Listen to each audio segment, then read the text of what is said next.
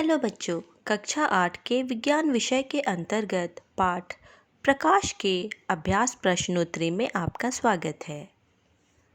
आशा है आप सभी ने इस पाठ के तीनों वीडियो भाग 1, भाग 2 एवं भाग 3 को देख लिया होगा एवं समझ चुके होंगे। अब हम पाठ के अभ्यास प्रश्नोत्तर की चर्चा करेंगे। पहला प्रश्न है, खाली स्थानों को भरिए। प्रश्न है, आपतन कोण किस कोण के बराबर होता है? उत्तर है परावर्तन कोण। दूसरा प्रश्न है, यदि एक व्यक्ति दर्पण से 1 मीटर की दूरी पर है तो वह अपने प्रतिबिंब से कितने मीटर की दूरी पर है? इसका उत्तर है 2 मीटर की दूरी पर है। तीसरा प्रश्न है, यदि आप अपने बाएं कान को दाहिने हाथ से छूते हैं तो समतल दर्पण में बने प्रतिबिंब में आप अपने किस कान को किस हाथ से छूते प्रतीत होंगे? इसका उत्तर है दाहिने कान को बाएं हाथ से छूते प्रतीत होंगे। अगला प्रश्न है, पुतली का आकार कम रोशनी में कैसा हो जाता है? इसका उत्तर है बड़ा हो जाता है। अगला प्रश्न है, रेटिना पर बना प्रतिबिंब वस्तु के हटने के पश्चात कितने सेकंड तक रेटिना पर रहता है? इसका उत्तर है 1/16 सेकंड। अगला प्रश्न है, आपतन कोण तथा परावर्तन कोण का मान क्या होता है? इसका उत्तर है आपतन कोण तथा परावर्तन कोण का मान बराबर होता है। अगला प्रश्न है, आपतित किरण से क्या समझते हैं? इसका उत्तर है किसी परावर्तक सतह से टकराने वाली प्रकाश किरण को आपतित किरण कहते हैं। अगला प्रश्न है, परावर्तित किरण से क्या समझते हैं? उत्तर है आपतन बिंदु पर आपतित किरण जब टकराकर वापस लौट जाती है तो उस किरण को परावर्तित किरण कहते हैं। अगला प्रश्न है, आपतन बिंदु से क्या समझते हैं?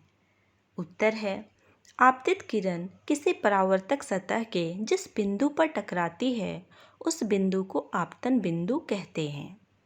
अगला प्रश्न है, एक प्रकाश किरण समतल दर्पण पर 60 डिग्री के कोण पर आपतित होती है तो परावर्तन कोण का मान क्या होगा? इसका उत्तर है परावर्तन कोण का मान 60 डिग्री होगा, क्योंकि परावर्तन के नियम के अनुसार आपतन कोण तथा परावर्तन कोण का मान सदैव बराबर होता है। अगला प्रश्न है, अगर दो समतल दर्पण 90 डिग्री के कोण पर रखे हों तो उनके बीच रखे वस्तु के प्रतिबिंब की संख्या कितनी होगी? बच्चों, अगर दो समतल दर्पण के बीच रखे वस्तु के प्रतिबिंब की संख्या ज्ञात करनी हो तो हम प्रयोग करने के साथ साथ एक सूत्र के माध्यम से भी प्रतिबिंब की संख्या को ज्ञात कर सकते हैं, और वह सूत्र है प्रतिबिंब की संख्या बराबर 360 डिग्री बटा थीटा घटाव 1। यहाँ पर थीटा का अर्थ है दो समतल दर्पणों के बीच बने कोण। प्रश्न के अनुसार यहाँ समतल दर्पण के बीच 90 डिग्री के कोण बन रहे हैं, तो हम प्रतिबिंब की संख्या अर्थात n बराबर 360 बटा 90 डिग्री घटाव 1 लिखेंगे। 360 डिग्री को 90 डिग्री से भाग देने पर हमें 4 प्राप्त होता है। अब हम 4 घटाव 1 लिखेंगे और इसे हल करने पर हमें 3 प्राप्त होता है। यह संख्या वस्तु के प्रतिबिंब की संख्या है, अर्थात अगर दो समतल दर्पण 90 डिग्री के कोण पर रखे हों तो उनके बीच रखे वस्तु के प्रतिबिंब की संख्या 3 होगी। अगला प्रश्न है, समतल दर्पण किस प्रकार का प्रतिबिंब बनाता है? उत्तर है समतल दर्पण आभासी और सीधा प्रतिबिंब बनाता है। अगला प्रश्न है, एक प्रकाश किरण समतल दर्पण पर अभिलंब की दिशा में आपतित होती है। परावर्तन के पश्चात प्रकाश किरण किधर जाएगी? इसका उत्तर है यदि प्रकाश किरण समतल दर्पण पर अभिलंब की दिशा में आपतित होती है तो परावर्तन के पश्चात प्रकाश किरण वापस अभिलंब की दिशा में ही लौट जाएगी, क्योंकि परावर्तन के नियम के अनुसार आपतन कोण हमेशा ही परावर्तन कोण के बराबर होता है। और चूंकि यहाँ पर प्रकाश किरण अभिलंब की दिशा में आपतित हो रही है तो आपतन कोण यहाँ पर 0 डिग्री है, तो परावर्तन कोण भी 0 डिग्री ही होगा, अर्थात प्रकाश किरण अभिलंब की दिशा में ही वापस लौट जाएगी। अगला प्रश्न है, नियमित तथा विस्तृत परावर्तन किस प्रकार के सतहों से होता है? उत्तर है, नियमित परावर्तन समतल तथा चिकने परावर्तक सतह से होता है तथा विस्तृत परावर्तन, यह परावर्तन असमतल तथा रुखड़े सतह से होता है। अगला प्रश्न है, एक यंत्र का नाम बताएं जो परावर्तन के नियम पर आधारित है। इसका उत्तर है पेरिस्कोप। अगला प्रश्न है, मानव नेत्र किस प्रकार का लेंस है? इसका उत्तर है उत्तल लेंस। अगला प्रश्न है, आइरिस में स्थित छोटे छिद्र को क्या कहते हैं? इसका उत्तर है पुतली। अगला प्रश्न है, किस प्रक्रिया के कारण श्वेत प्रकाश 7 रंगों में विभक्त हो जाता है? इसका उत्तर है प्रकाश का विक्षेपण प्रक्रिया के कारण श्वेत प्रकाश 7 रंगों में विभक्त हो जाता है। अगला प्रश्न है, इंद्रधनुष के बनने के पीछे कौन सी प्रक्रिया निहित है? इसका उत्तर है प्रकाश का विक्षेपण। अगला प्रश्न है, दाहिने हाथ से लिखते हुए किसी आदमी का समतल दर्पण में बना प्रतिबिंब किस हाथ से लिखता हुआ प्रतीत होगा? इसका उत्तर है दाहिने हाथ से लिखते हुए किसी आदमी का समतल दर्पण में बना प्रतिबिंब बाएं हाथ से लिखता हुआ प्रतीत होगा। अगला प्रश्न है, जब श्वेत प्रकाश को कांच की पट्टी से गुजरने दिया जाता है तो क्या होता है? उत्तर है, जब श्वेत प्रकाश को कांच की पट्टी से गुजरने दिया जाता है तो श्वेत प्रकाश इस पारदर्शक माध्यम से गुजरने के पश्चात 7 रंगों में विभक्त हो जाता है। अगला प्रश्न है, समतल दर्पण द्वारा बने प्रतिबिंब में पार्श्विक परिवर्तन से क्या समझते हैं?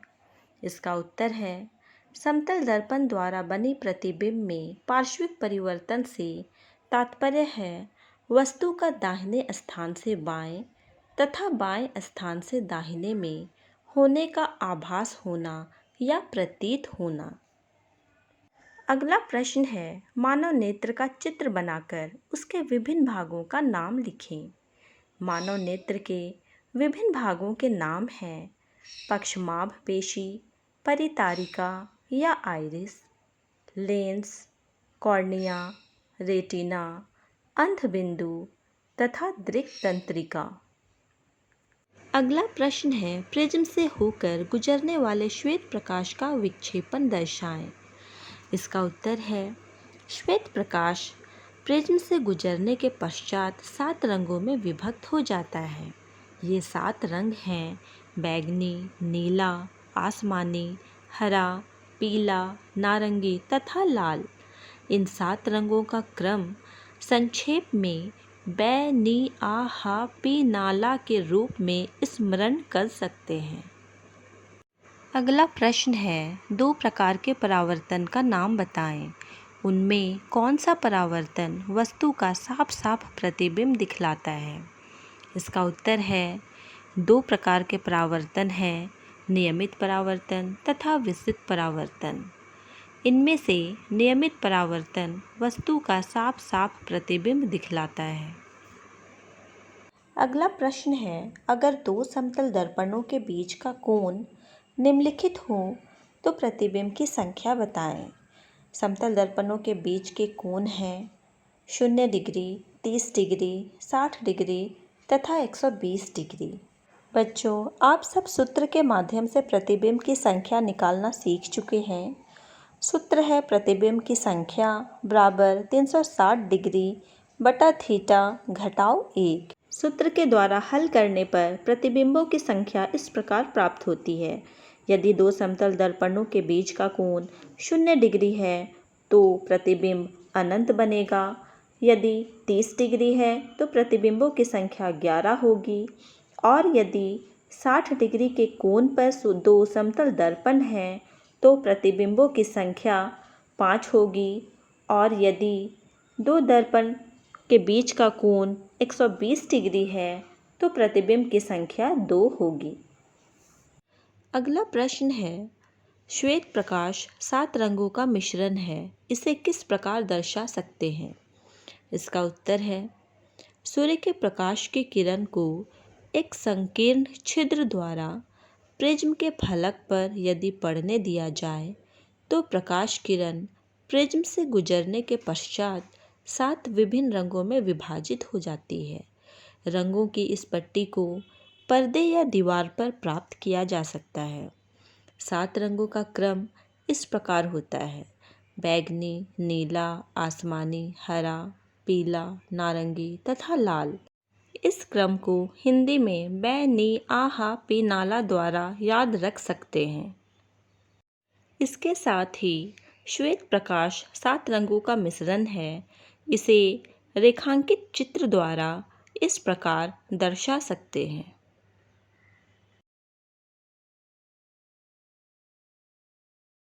अगला प्रश्न है, मानव नेत्र में अंध बिंदु की व्याख्या करें। इसका उत्तर है, दृक तंत्रिकाओं तथा रेटिना की संधि पर कोई तंत्रिका कोशिका नहीं होती है। इस बिंदु को अंध बिंदु कहते हैं। अर्थात यह एक ऐसे बिंदु है जहाँ पर प्रकाश के गिरने से इसकी सूचना मस्तिष्क तक नहीं पहुँच पाती है तथा वहाँ कोई प्रतिबिंब नहीं बनता है। अगला प्रश्न है, मानव नेत्र के रेटिना पर कितने प्रकार की तंत्रिका कोशिकाएं होती हैं? उत्तर है, मानव नेत्र के रेटिना पर 2 प्रकार की तंत्रिका कोशिकाएं होती हैं। पहला शंकु तथा दूसरा शलाकाएं। शंकु तंत्रिका कोशिकाएं, ये कोशिकाएं तीव्र प्रकाश के लिए सुग्राही होते हैं तथा रंगों या वर्णों की सूचनाएं भी देते हैं। शलाकाएं, ये तंत्रिका कोशिकाएं मंद प्रकाश के लिए सुग्राही होती हैं। तंत्रिका कोशिका द्वारा अनुभव की गई संवेदनाओं को दृक कोशिकाओं द्वारा मस्तिष्क तक पहुंचा दिया जाता है। अगला प्रश्न है, पेरिस्कोप की संरचना का वर्णन करें। इसका उत्तर है, पेरिस्कोप एक प्रकाशीय यंत्र है जो वैसी वस्तुओं को दृश्यमान करती है जो दृष्टि रेखा पर स्थित नहीं होते हैं। यह समतल दर्पण के प्रकाश के परावर्तन के सिद्धांत पर आधारित है। पेरिस्कोप की संरचना। पेरिस्कोप के दोनों सिरों पर एक एक समतल दर्पण होते हैं। दोनों सिरों में समतल दर्पण 45 डिग्री के कोण पर लगे होते हैं तथा दोनों समतल दर्पण एक दूसरे के समानांतर होते हैं। नीचे के छिद्र से जहाँ समतल दर्पण लगा होता है, ऊपर के छिद्र के सामने स्थित वस्तुओं को देखा जा सकता है। अगला प्रश्न है, बहुमूर्तिदर्शी या कैलाइडोस्कोप की संरचना का वर्णन करें। इसका उत्तर है, बहुमूर्तिदर्शी एक प्रकाशीय यंत्र या खिलौना है जिसमें समान आकार के 3 आयताकार समतल दर्पण प्रिज्म के आकार में जुड़े होते हैं। इसके साथ ही इसका एक सिरा समतल कांच की एक वृत्ताकार प्लेट से बंद रहती है तथा दूसरे सिरे में भीतर के दृश्य देखने के लिए एक छिद्र बना होता है। रंगीन कांच के टुकड़ों को यदि इसके अंदर रखा जाता है तो प्रकाश के परावर्तन के कारण अनेक प्रतिबिंब बनते हैं और सुंदर पैटर्न दिखते हैं। अगला प्रश्न है, समतल दर्पण से परावर्तन को दर्शाएं तथा परावर्तन के नियमों का उल्लेख करें। समतल दर्पण से परावर्तन का रेखांकन इस प्रकार है। परावर्तन के नियम। पहला नियम है, आपतित किरण, परावर्तित किरण तथा अभिलंब सभी आपतन बिंदु पर एक ही समतल में होते हैं। दूसरा नियम है आपतन कोण तथा परावर्तन कोण हमेशा बराबर होते हैं। अगला प्रश्न है नियमित तथा विसरित परावर्तन को एक चित्र के द्वारा दर्शाएं एवं उनमें अंतर स्पष्ट करें। नियमित तथा विसरित परावर्तन के चित्र इस प्रकार हैं।